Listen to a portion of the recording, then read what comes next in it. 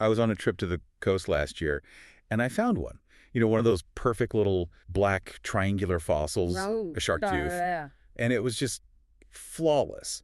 It got me thinking, how can a creature lose tens of thousands of teeth, yet every single one we find is so perfectly formed and, well, basically indestructible? That's the core of it, isn't it? That paradox is what we're digging into today. The sources we've looked at show it's not about permanence. It's about replacement. Perfect continuous replacement. We're looking at this dynamic, highly engineered biological assembly line. So our mission today is to unpack that architecture of apex predation.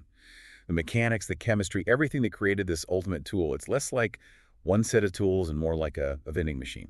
That's a great way to put it. Always dispensing a flawless replacement. Some species can shed, I think the number is around 35,000 teeth in a lifetime. 35,000. Yeah. That sounds so inefficient. Why build something so tough if you're just going to lose it? Well, it comes down to how they're organized, in rows and series. Okay, break that down for us. Imagine the jaw has several rows along the front.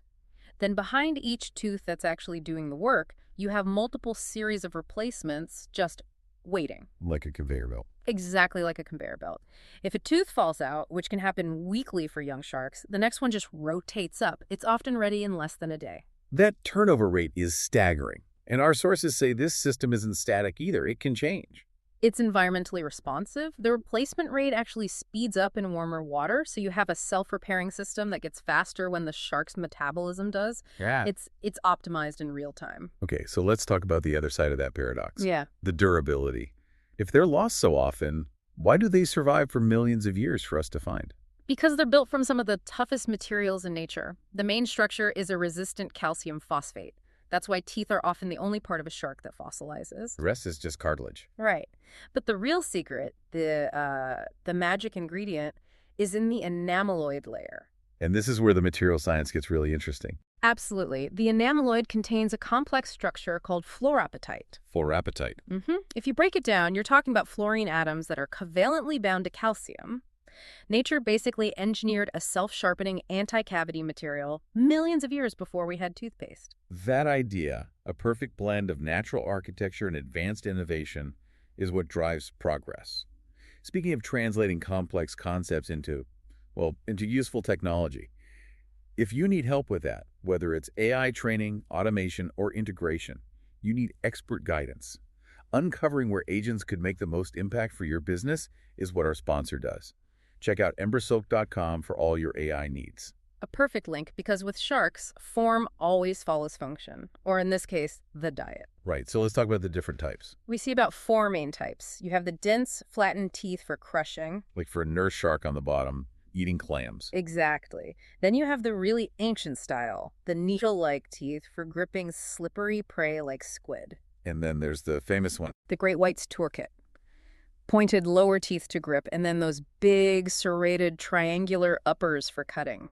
A devastating combo. We can't forget the filter feeders either, like whale sharks. Right. Their teeth are tiny, non-functional, really. They don't need them. And this dental record is pretty much our only real window into their deep history, right? It is.